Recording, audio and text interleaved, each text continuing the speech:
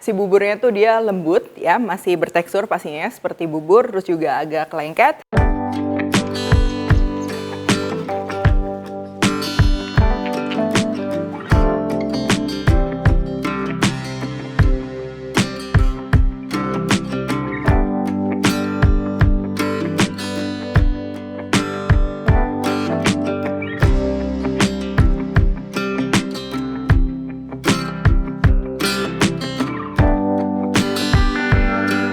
Hai semua, buku keduaku sudah terbit ya. Kalian bisa dapatkan secara online atau di toko buku seluruh Indonesia. Jangan sampai kehabisan.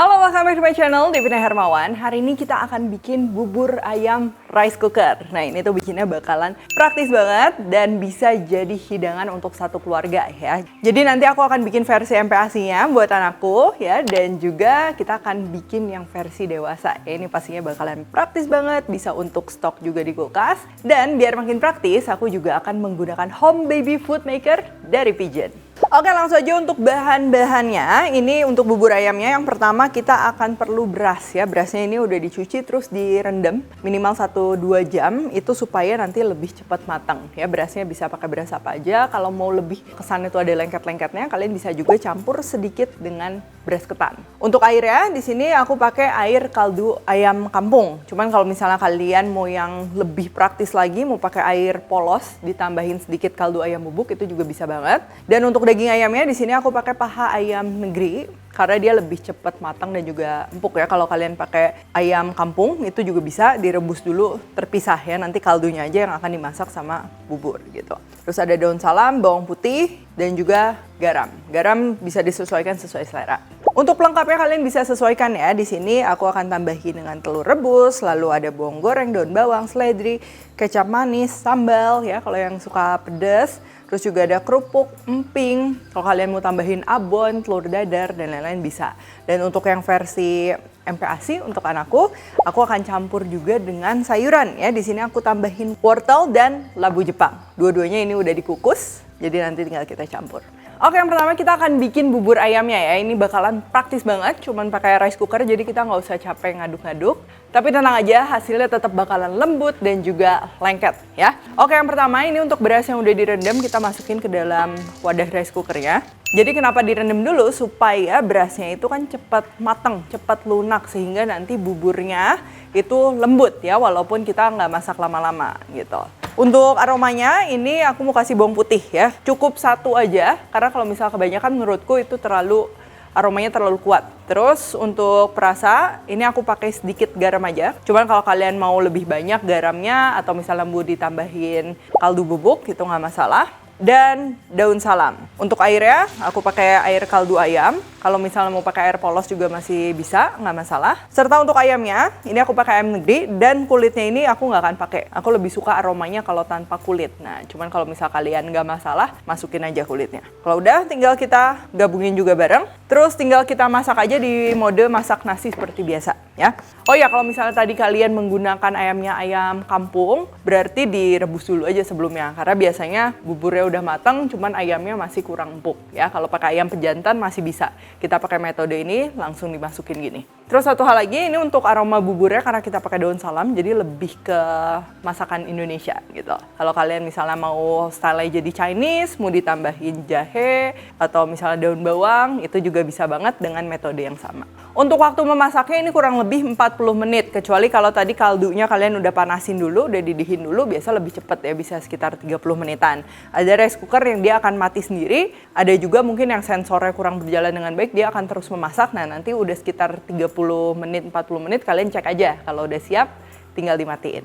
Nah, ini udah 40 menitan ya aku masak, dia udah mateng. Jangan kaget kalau misalnya air dan juga berasnya itu masih terpisah ya, nggak masalah. Ini sekarang kita akan angkat dulu untuk ayamnya dan juga daun salamnya. Tuh, ini kan dia masih kayak gini ya, masih terpisah. Nah, ini tahap yang penting, kita akan aduk menggunakan balon whisk. Diaduk aja, kalau misalnya kalian nggak ada balon whisk, bisa juga ya pakai centong diaduk sampai dia lembut gitu. Karena si berasnya udah lunak banget, jadi dengan kita aduk kayak gini aja, buburnya itu jadi menyatu. Tuh, kalian bisa lihat teksturnya ya, ini lembut, lengket, dan pastinya wanginya nikmat banget. Oke, kalau udah kayak gini buburnya udah siap digunakan. Sekarang untuk ayamnya aku bakalan suwir-suwir. Hati-hati kalau masih terlalu panas, bisa kalian diamin dulu. Nah, sebagian dari daging ayamnya, ini aku mau halusin karena seperti yang aku udah bilang ya, aku mau siapin yang buat MPASI anakku dan juga buat yang orang dewasanya. Nah, di sini untuk menghaluskannya, aku tuh akan menggunakan Pigeon Home Baby Food Maker. Ya, ini benar-benar multifungsi banget dan tiap hari aku pakai ya untuk berbagai jenis hidangan untuk Austin ya, anakku. Nah, karena memiliki 6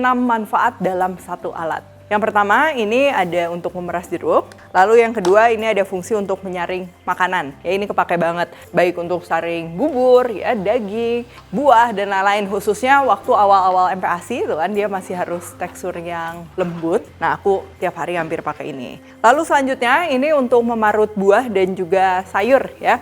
Teksturnya dibandingkan saring ini lebih kasar lagi. Nah ini cara penggunaannya juga gampang banget. Kalian bisa marut sayur apa aja atau buah apa aja, baik mentah ataupun matang ya. Lalu ini untuk menumbuk makanan ya, atau kita kenal dengan masher. Jadi ini tuh kalian bisa sesuaikan mau sehalus apa atau mau kasar gitu kan.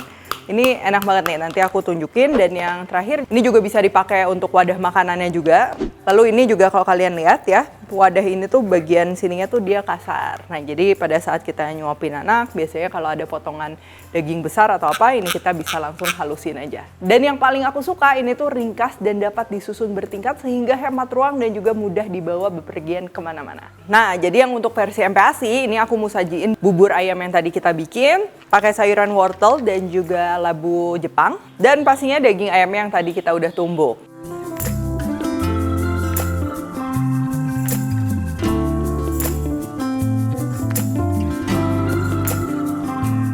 Nah ini tuh walaupun kelihatannya simple, ini kita mau cobain ya. Si buburnya tuh dia lembut ya, masih bertekstur pastinya seperti bubur, terus juga agak lengket. Karena jujur anakku tuh sukanya tipenya yang kayak gini, entah itu kentang ataupun nasi, dia sukanya yang lengket gitu. Karena kalau terlalu berair mungkin kan jadi berantakan, makanya jadi kurang betah gitu. Terus juga dia suka rasa manis, nah kita dapetin manisnya ini dari labu dan juga dari wortel ya, tanpa tambahan gula pastinya. Terus juga dengan adanya tambahan daun salam, ini pastinya jadi variasi yang gak ngebosenin ya untuk si kecil. Untuk sisa buburnya ini aku mau simpen sebagian. Jadi kalau aku tuh kadang suka nyetok kentang tumbuk, bubur, ubi, dan lain-lain bisa di kulkas ataupun di freezer. Jadi nanti setelah ini kalian tinggal tambahin sayuran ya. Kalau untuk daging bisa di freezer juga. Kalau sayuran aku lebih suka setiap hari itu seger. Nah sekarang yang untuk dewasa, kalau dirasa buburnya masih terlalu kental bisa ditambahin air. Tapi harus air panas wajib. Dan juga bumbu-bumbu sesuai selera kalian. Ini bisa ditambahin garam, lalu juga ada kaldu jamur, serta merica. Dan kalau udah siap disajikan.